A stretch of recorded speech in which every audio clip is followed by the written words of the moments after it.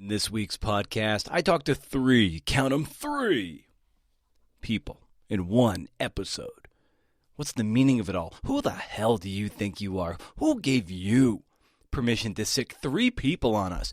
We can barely handle one, and you send three into my feed? How dare you? You finished? You through? Yeah.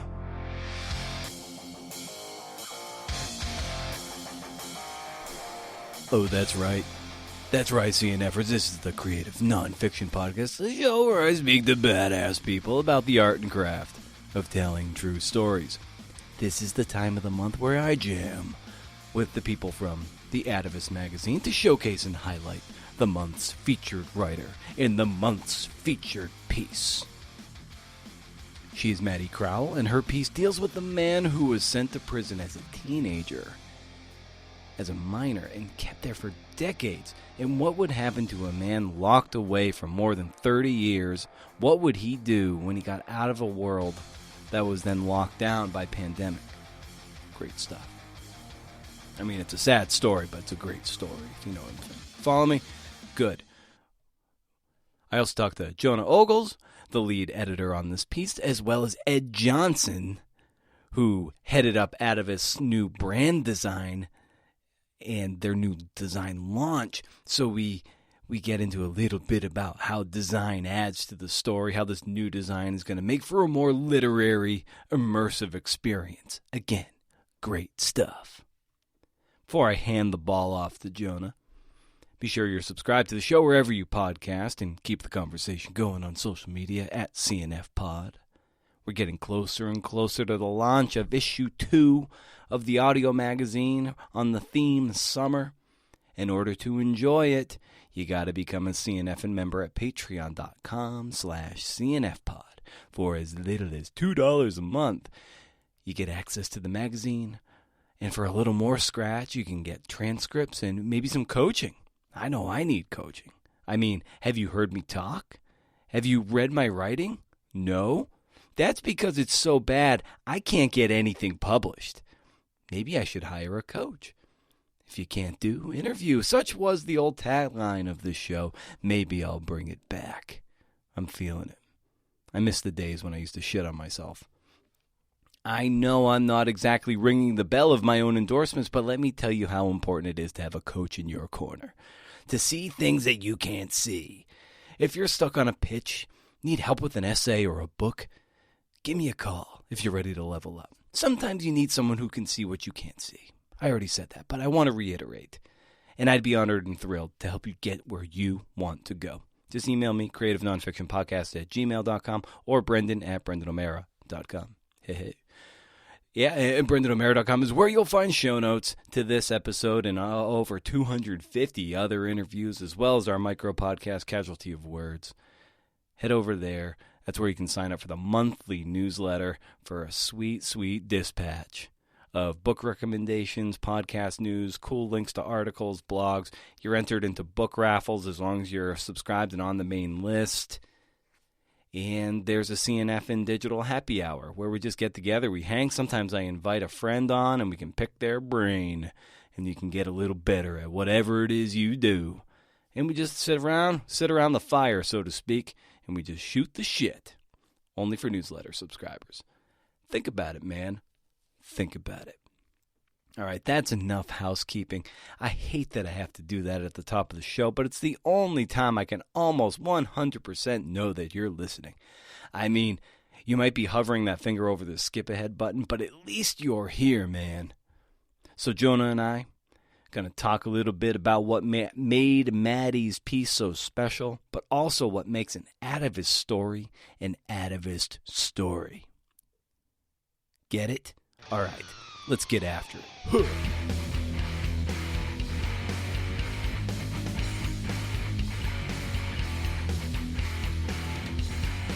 Just to get your sense as an editor, what makes an Atavistian story? What is it that makes it pop from an Atavist point of view?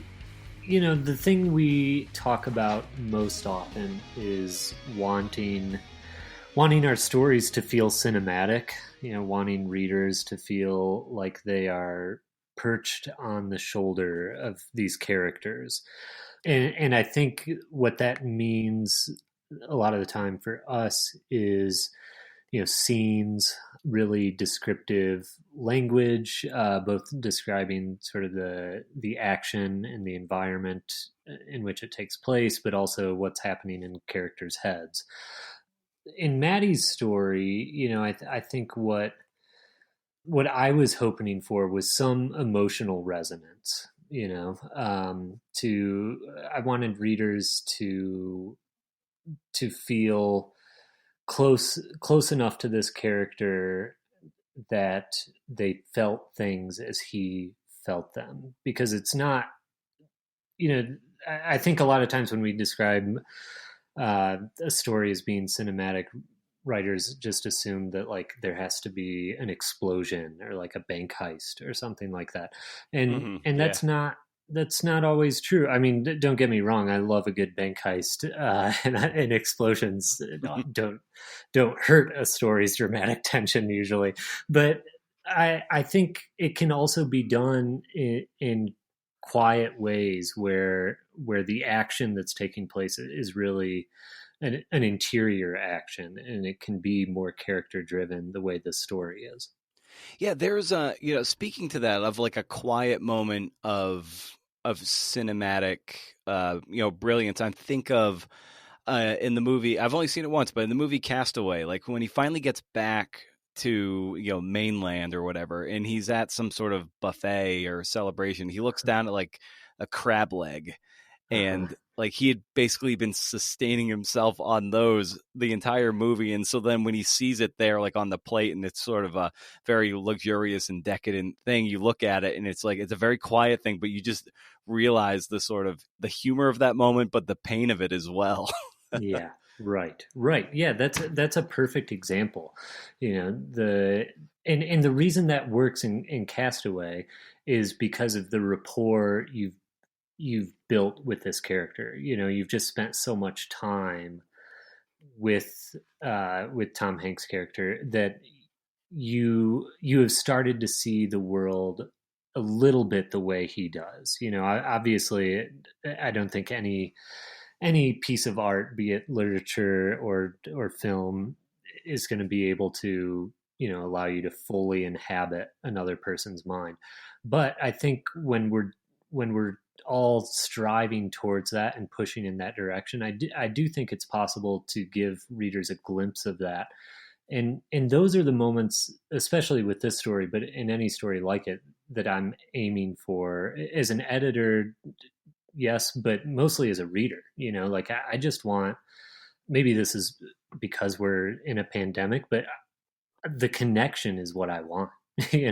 That's what Yeah. always makes me remember stories, or the stories that, or films that I've seen, that I feel like, oh my god, I can relate to that. Even though like Adolfo's character in this particular story, he and I have very different backgrounds, very different lives. Obviously, he spent 34 years in prison, um, but I feel for him as a reader of this piece. I feel the frustration that he feels, and I hope that what readers will feel as they're reading it is that same thing, and will walk away feeling like we are all in this. We are humans in this together, and one person's pain can be felt by another. Yeah, and there's a moment of granularity in Maddie's reporting, and also it gets to that quiet cinematics of Adolfo had just been released from prison, and he's at a convenience store, and it's just like he has like the Gatorade and the Snickers, or and the candy bars. Like I'm blanking on the exact things that he put on the counter, but it was just like such a very evocative thing that here he was like finally free and almost like not knowing what to do, but she got those details of like the exact candy and everything, and it really was just a really touching thing, and you can really put yourself in Adolfo's shoes at that moment. Right, exactly. And the thing that I think makes that that scene really come to life is the line immediately after it, after he sets a Gatorade and a score and a Snickers on the counter, and then Maddie has this line: "If he had enough money, he would have bought everything on the shelves." Yeah. And that's such a great moment, and Maddie does this in so many places in the story where it puts readers in Adolfo's head. And Adolfo is not like the most verbose guy. He doesn't just talk and talk and talk the way I'm rambling along now. He's pretty quiet, and so when you're a writer and you're you're faced with a source who is a quiet individual, and yet you know that you need to get readers inside his head in order for that all important connection to be made. It can be really tough, but Maddie did such a nice job of finding those handful of moments like that where she could put readers just on his shoulder, because you read that line and you think, oh yeah, I know exactly what he was feeling, not just like his particular taste in candy bar, which does tell us something about the character, but also his what he hoped for in that moment, even though it's like as mundane as I would like to try all of this stuff. It still Yeah. tells you something about him. And when I was speaking with Maddie, she said that the two of you shared, several back and forths about trying to stick the landing with the ending. She was having a hard time with it, and without maybe giving too much away, maybe you could take us to those moments in that dialogue of writer and editor trying to stick the landing of a piece. Yeah, yeah, that it was. I'm glad that she talked about it, because that's probably what I learned the most from in editing this piece. Was we I think we did end up sticking the landing, but it took us a while to get there. And a couple of things I think helped us get to the place we arrived at. The first was Sayward telling us to start the piece in a different way. So I think initially it was told, or the first draft might have come in, and it was just a straight A to Z story, just chronological. I think that's right, but I could be wrong. It might have started somewhere else. But then we ended up switching it and sort of starting at a point that would introduce a little more tension right away, in the hopes that tension would sort of play off where the story ultimately ended. And I think that worked pretty well, and I hope that's somehow clear, even though I'm being intentionally vague. But the other thing that we did, or at least that I remember, I'm sure Maddie has her own take on this, but we reached a point where we thought the ending was working all right, and then we sort of like engineered some echoes of it earlier in the story, if that makes sense. So we arrived at this place, and we had a few concrete details, uh, that happen in that final scene, and we found some ways to tuck similar details into earlier sections of the story. And I don't think, I'm not sure it's super noticeable. I sort of hope it's not, but there are enough of them that I think even subconsciously, at least for me as a reader, I think it just feels like a comfortable moment, if that makes sense. Like it's familiar, and I felt almost like I had been there before, and I hope that really helped it feel satisfying, and not in like a pat way. Yeah. It's not like a great end. It's not like everybody picks Adolfo up on their shoulders at the end of it and marches him around a field or anything. But I hope readers feel like, okay, we landed somewhere solid, even if it's not necessarily like an uplifting place, if that makes sense. And also, I think it might be good to just talk a little bit about the Atavist new design going forward? You know, Maddy's is the first piece of the new design, though everything will sort of fall into that wireframe. But maybe you can give us a sense of of what that has been like, and what your what this the sort of new design is saying for what you guys are presenting in terms of story and the whole layout. Yeah, yeah, totally. And I'm sort of like the least qualified Atavist member to talk about this because I had so little to do with it. But I can talk as just like a fan. I mean, first of all, it's just really exciting anytime you get to have a redesign. And this was an important one for us because it it's our redesigned site that is we moved from our own platform to WordPress, which is owned by Automatic, which is the company that owns us. So it's sort of like we're being brought into the family fold, which is nice in and of itself. But the thing that I really like about the design is it's just so clean and so focused on individual stories. You don't um, you don't go to the homepage and see like every story we've ever published. You just see like three or four of them, Yeah. and when you go into the story itself, there is sort of like a recirculation thing at the bottom that suggests other stories on similar topics, but it's not, you're not being hit over the head with um, distractions. Click here, go do this. It just allows you to fully inhabit this particular story that you're reading right then, and to just exist in that moment and give it as much of your attention as you can. And that's such a rare thing these days, especially online. We can all still curl up with a book and sort of pretend that the rest of the world doesn't exist, but it's really hard to do online when you've got like 20 tabs open and things are flashing and popping at you. Yeah. So it's just so nice. I mean, the Atavist, this is one of the reasons I wanted to work for them, years and years ago. It's just such a reader friendly experience, and I certainly felt that in the redesign, and I hope that other readers do too. Oh, fantastic. Well, Jonah, as always, great to talk to you and get to pick your brain and tease out the story that you were the lead editor on. So I appreciate the time, and I look forward to when we can do this again. Yeah, thanks for having me. Great to talk to you again.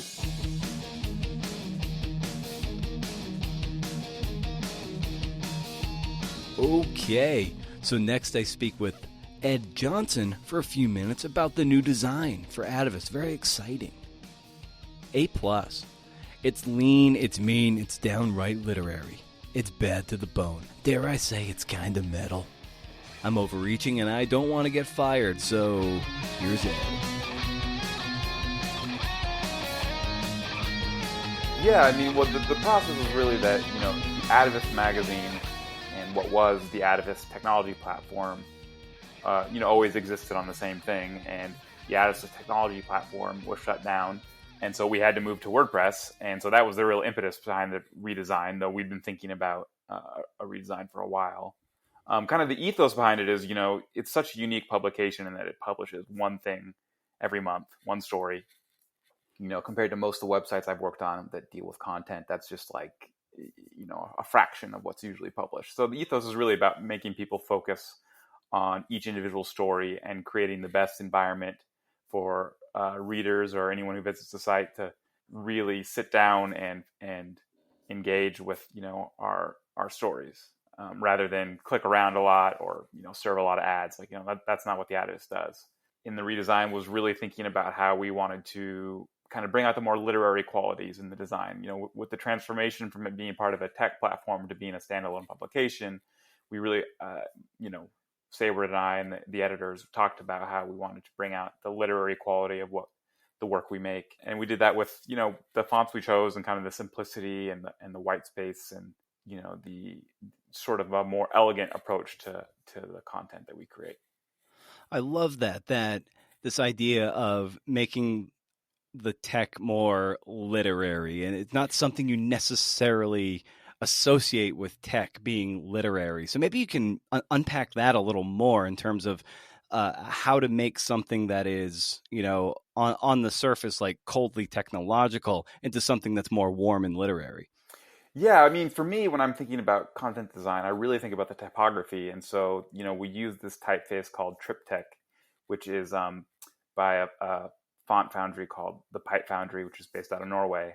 And it's kind of a evolution of a really classic typeface from the 18th century and kind of the ideals of that. So bringing out the literary quality was more just kind of like, making it feel more like a book and more, and the typeface really does this, I think, where it feels just like more like a literary journal rather than, like a website that's trying to serve you stuff, right?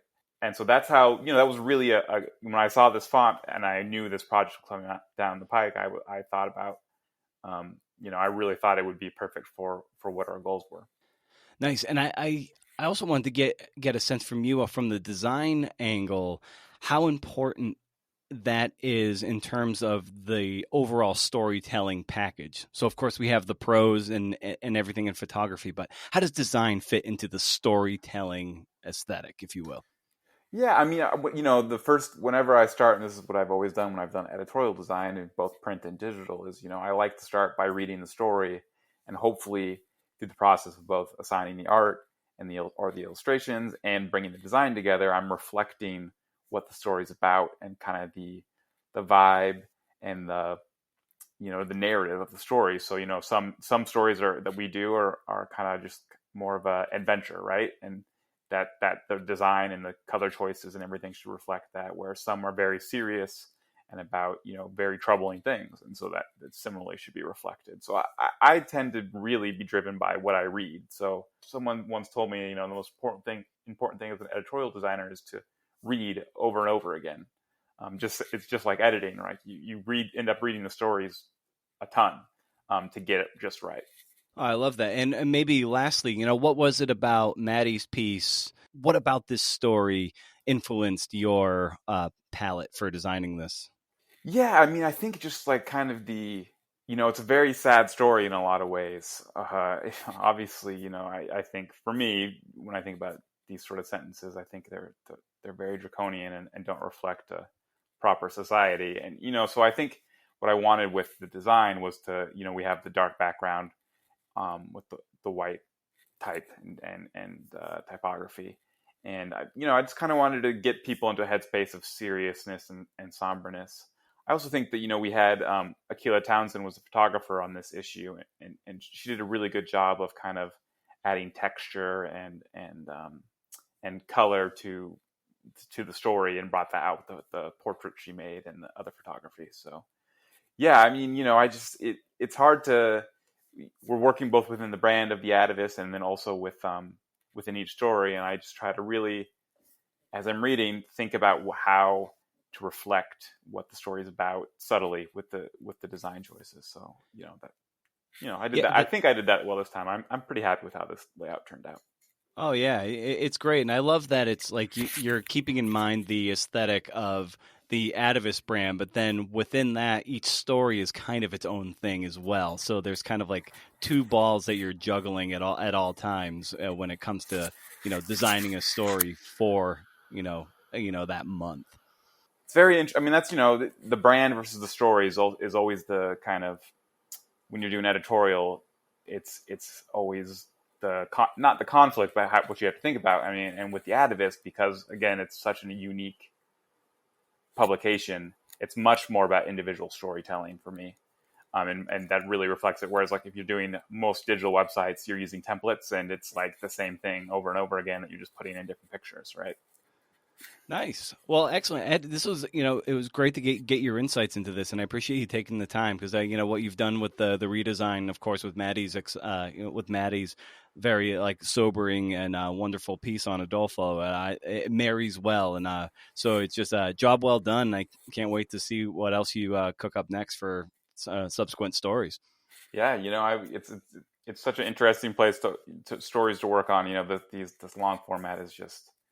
It really allows for a lot of thoughtful design, which I've really appreciated having the chance to work on since I've been here.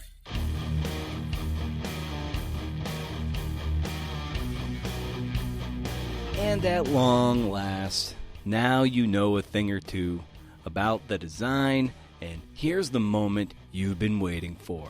You sat through the undercard, and now comes the headliner to this Atavistian rock festival. The globe-trotting, native Chicagoan, the notebook villain, Maddy Crowell. Give it up. Ooh.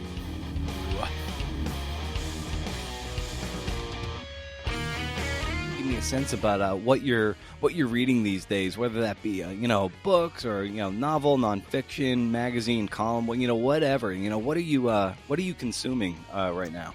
Yeah, well, I always have like a pile of magazines around me at all times, and then usually I have like a book at the same time, and I sort of just switch off depending on what my mood is. But the magazines, I still read Harper's cover to cover. I still love Harper's, and a lot of just the sort of other magazines, the New York Review and the LRB and the New Yorker. I sometimes get read and sometimes they don't. But right. I just started this new. It's not new at all, actually. I'm sort of late to the party, but this book by David Grann called "Killers of the Flower Moon." Oh, it's amazing. That's amazing. Okay, you've read it. Yeah, so it's about this Osage, these Osage murders and sort of the birth of the FBI. I'm just in the beginning, so I don't know yet what happens, but it's really gripping and really a fascinating story so far. And as a journalist who writes in long form narrative, as you're reading that book as a reporter, as a writer, what's the static crickling around in your brain as you're in the synapse? Like, what are your synapses doing as you're reading that so far? I have a lot of questions for David Grann, actually, about the sort of behind the scenes of how this got made, because, a lot of this book takes place in is it the 1900s or the late 1800s? I can't remember. Early 1900s. Early Yeah. 1900s. Yeah. Yeah. And you just feel reading this book like you're right there. Like, he had just reported this story. And so, his ability to kind of recreate this like past or recreate based on, I don't know, archives. And I don't know exactly where he was able to get, all of his information, but it really does feel like the story comes alive. And I think that is something that's really hard to pull off in nonfiction writing, is to be able to make a nonfiction story feel like fiction. Excellent. And on your website, I read that, you say you're most drawn to writing about people who, by choice or necessity, live on the fringes of society. So what's the kernel of that? What's the allure for you?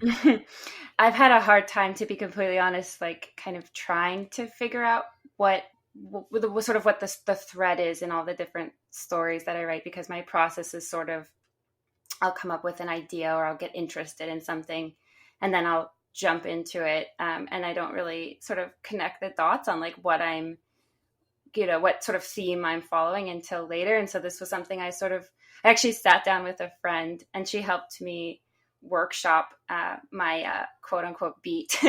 And we came up with this together. And I think, I don't know, I mean, I've always been interested in people who are doing strange or interesting things, or have, strange or interesting ideas or ideologies or ways of looking at the world that are different, or, you could say on the fringes. And I'm also equally interested in people who have been sort of pushed out, people who you could say have, populations that have been like not very visible, that have not been given the sort of resources or been sort of recognized by the, whatever you want to say, the forces that be, the powers that be in a society. And so, yeah, I'm just interested in looking at sort of places, where that is happening, and looking at sort of why that came about. Like, why is it that we, in the broadest sense, why is it that we create hierarchies within societies? Why is it that some people,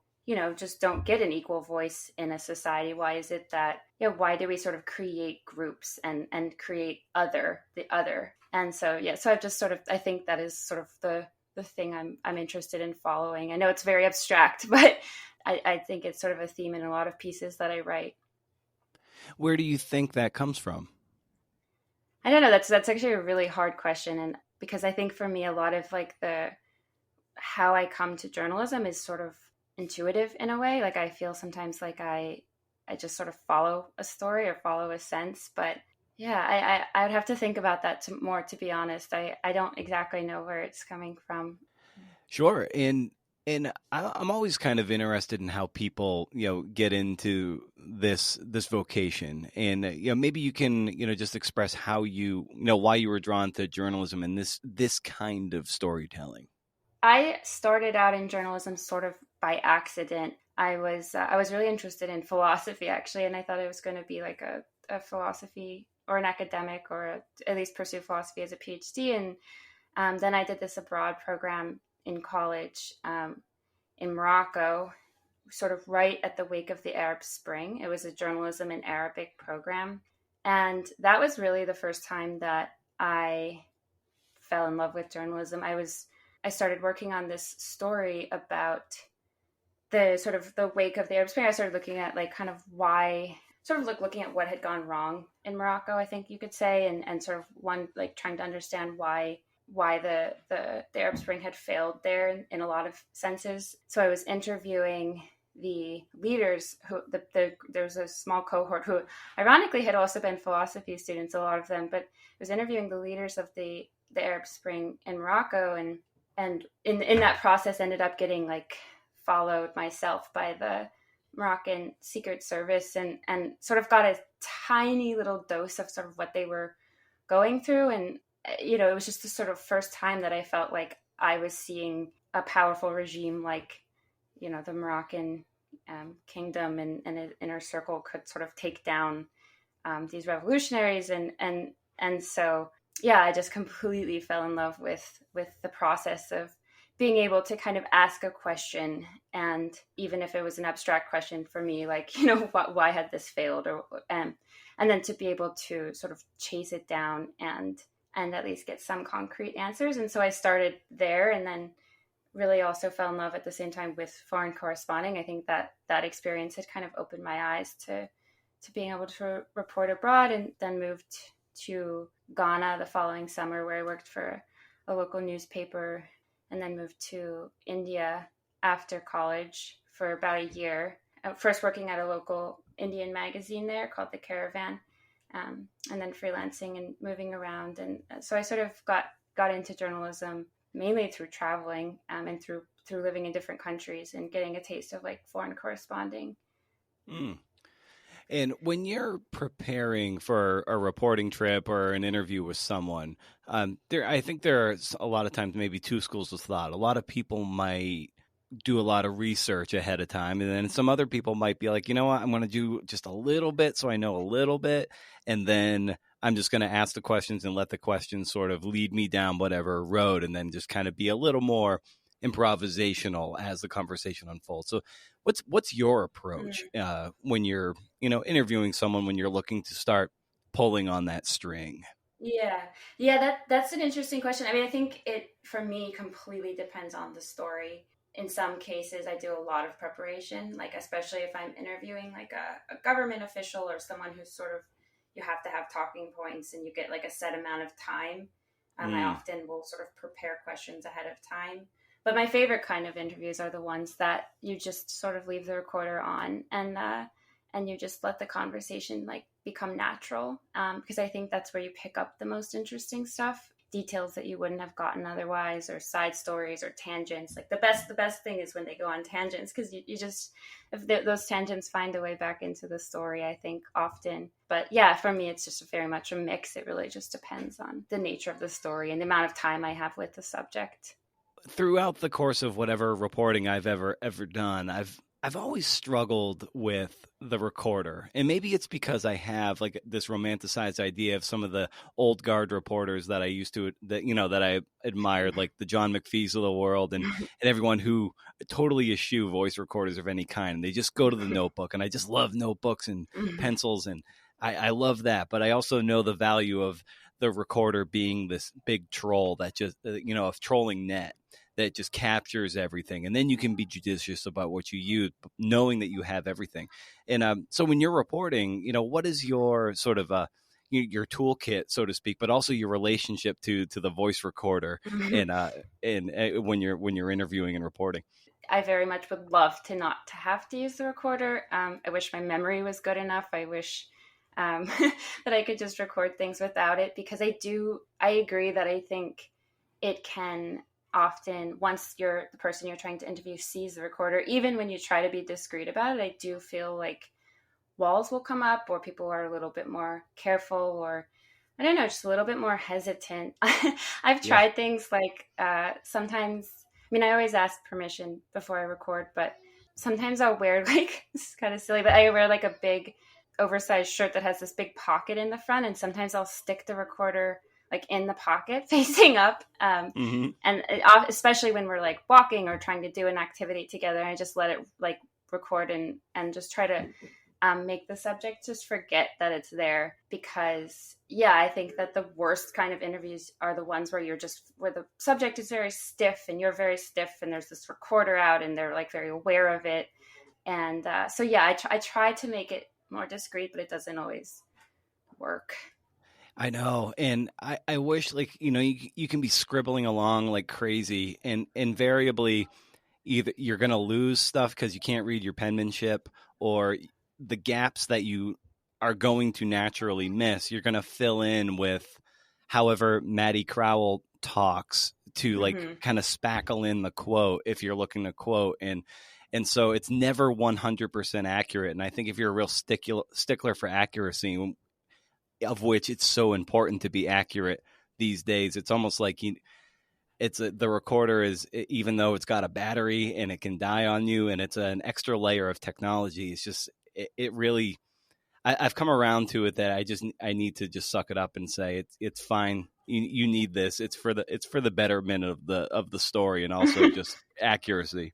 It depends. Do you want truth or do you want accuracy? Oh my God, run with that.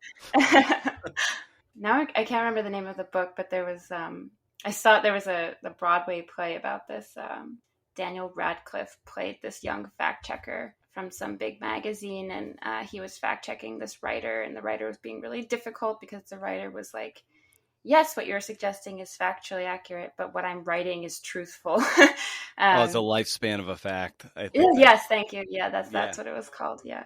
So that's, I understand both sides. I've worked as a fact checker for many years too. So I can appreciate the sort of like meticulous, fastidious, both being a writer and being a fact checker. I'm always grateful for the fact checking process. Well, speaking of the writing and reporting, this great piece that you wrote for Atavist it was a really gripping read for me. And I'm someone who, when I read, reading of any kind tends to like put me to sleep no matter what. It's always a stress, like, come on, Brendan, stay awake.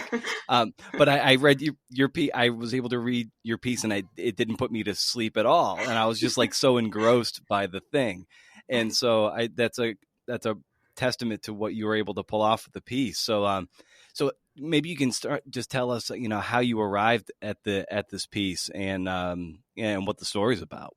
This story started actually about a year ago, when the pandemic first hit back in March, which feels now like a lifetime ago. But sort of right around the time that the world felt like it was kind of screeching to a halt, I found myself kind of interested in this question of what it would be like for somebody who had been locked up, and especially someone who had been locked up for a long time, to come out into this world, like to go sort of from one lockdown to another. And I was in Chicago at the time for a couple of months. And so I reached out to some organizations there. There's a very robust sort of circle of criminal justice organizations. And there was this group, Restore Justice, who put me in touch with Adolfo. The first time that I talked to Adolfo, I think he had come out like maybe 1 week earlier. So I called him, I think it was late March or early April when I first called him. And I started talking to him, and I don't know, I just sort of quickly realized that there was just a lot more to his story that I felt I wanted to get into, and more than, of course, the story I had started out thinking that I was going to write. And, here's somebody who grew up with very limited resources and very limited set of choices, and arguably with very little freedom in a way. And had been locked up for 30 years and is coming back into this world, not just a world under lockdown, but he's also coming back to the very neighborhood that you could argue put him or sent him to prison in the first place, or led to his ending up in prison. And so I think that like his story for me was sort of this interesting look at this question of like, you know, has anything changed in 30 years? And, you know, I think Adolfo would say in his neighborhood, at least, you know, the answer is no. And so, you know, why is that? And so I just found myself sort of kind of having one question lead to another, and just finding myself really just fascinated and compelled to tell his story, and feeling like there was just a lot to say there. You know what this piece kind of reminded me of? It was Alex Kotlowis's "There Are No Children Here." Yes. Like there was echoes of that in this. Was that kind of on your mind when you were, you know, kind of composing this, reporting on this, and then writing it? Very much, yes. I would say that was like the single biggest influence for this piece, and just all of Kotlowitz's work, I think, just really brings like this very human angle to these much bigger issues that I think often get abstracted and talked about in sort of like macro sort of level conversations that I think are good and important and productive, but also sort of neglect to show the sort of human side to the story. So yeah, Kotlowitz, I'm a big fan of his work, and There Are No Children Here I read before I was writing this, and I really admired his style, and maybe I stole a few things from him. Well, I think a testament to your skill in this story was you lay it out there. You're not heavy-handed with, you know, being overly with being like preachy or this is what's wrong. You just lay out his story, and like, was that like a really important sort of a linchpin for you on which to tell this story? Like, I'm not going to preach to the choir. I'm just going to tell this story, and you be the judge. That's exactly how I wanted it to read, and I'm glad that it read that way to you. That was very intentional. I definitely didn't want to be preachy. I definitely wanted it to be neutral, and I also intentionally didn't write this in the first person. Like, I really wanted it to kind of be Adolfo's story, and he really sort of, I felt almost like I was a messenger in a way. Like, I was sort of, the way that I would write this would be like, just, you know, we spent a lot of time talking on the phone, and we met up a few times in person, and I spent like a week with him, but mainly I would just kind of go over things like again and again. And he was very, very patient with me, especially for like, you know, I was asking lots of annoying questions like, and what did you have for breakfast that morning? And what did you know, wear that day? And do you remember how you felt after this thing happened? And yeah, we got into a rhythm where, you know, I would just call him, or there was a time where I was calling him almost every day. And he was just really patient and helpful. And I think eager to tell me his story and to get his story out there. I love hearing reporters talk about this, like about getting those granular details that to the subject are like, why the hell do you want to know this? But for us, like the way, you know, I don't know, the way the drawstrings on a hoodie are, like, it's like a small detail that might just be like, oh, okay, this person might be, without even realizing it, a little off balance because that thing's not even. Like, those little details are just so evocative. They mean a lot to us as writers and reporters, but to them, they're like, why the hell do you want to know this?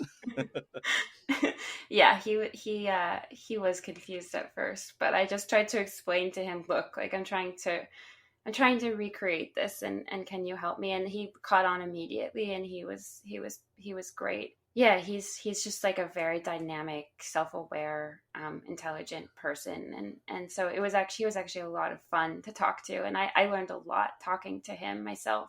And he always surprised me, like he always just had something he would just add something that I didn't even, you know, consider or think through really, you know. I think he really brought this story to life.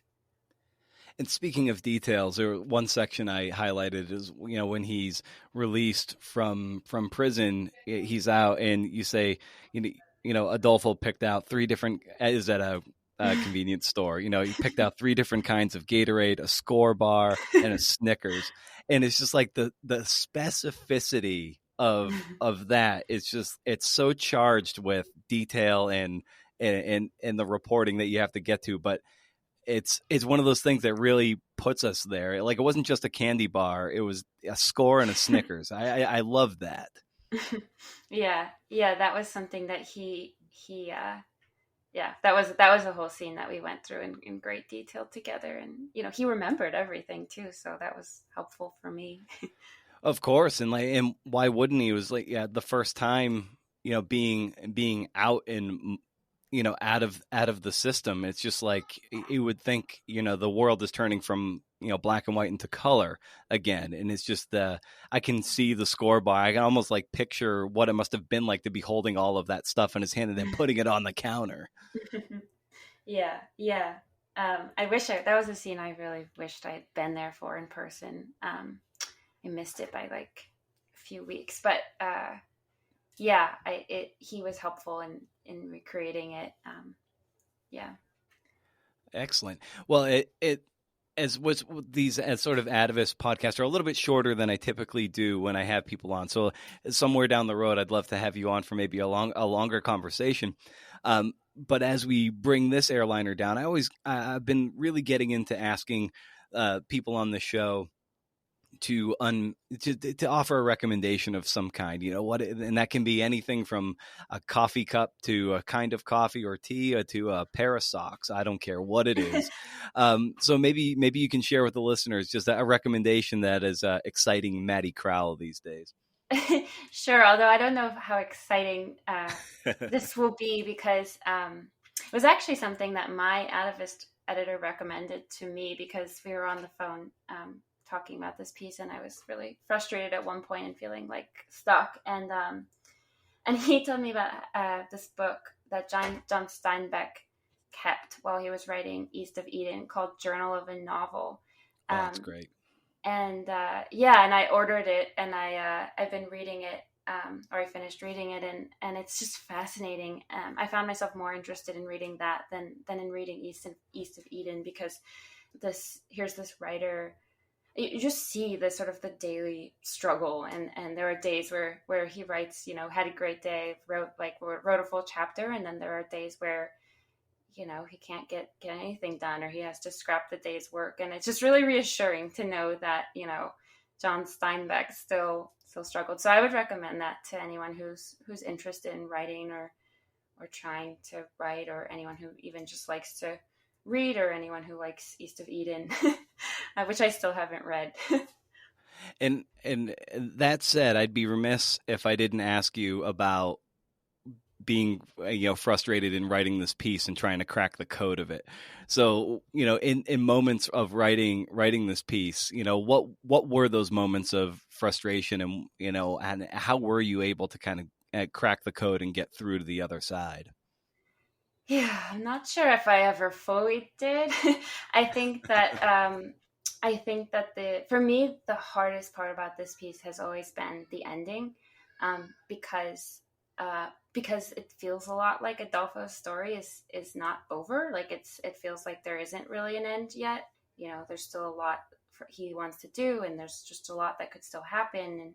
And so I really was struggling. Like, how do you wrap up a piece how do you wrap up a piece to make it feel conclusive to the reader, but also ambiguous? Like, how do you end on this note of like, a lot still could happen, and things are okay, but maybe they're not okay, but they're okay. I really struggled with that. And I think when you struggle with the ending, you struggle with the whole structure of the piece, because the ending is just so important in like bringing the piece together. And so, yeah, I would say that has been the thing that Jonah and I often were talking about, was how do you kind of wrap it up? And by ending, I mean both the last scene and the kind of second half of the piece of him coming out into the world again. I think both have been the sort of problematic and difficult.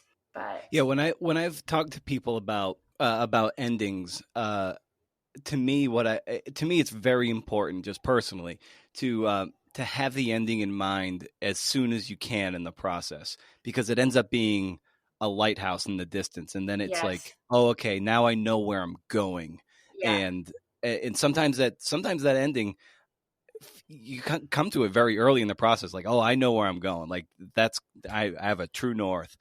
Sometimes it takes a little while, but the sooner you can get there, it's like, okay, now every word feels like it's in service of that destination. yeah. I completely agree with that. I think sometimes it's luck. Like sometimes I'm Yeah. reporting on a story and I see the ending immediately in a scene or in something someone says, and then you just get really lucky. And sometimes that doesn't happen, and you're just sort of like swimming blindly, trying to find a way to bring things to a close. Oh, fantastic. Well, Maddy, this was great to talk to you. This piece was incredible. I really commend you on a job well done. I loved it, and I think a lot of readers are gonna dig it too. So thanks so much for carving out the time and coming on the show to talk shop and talk about this piece. Thank you, and thanks for having me.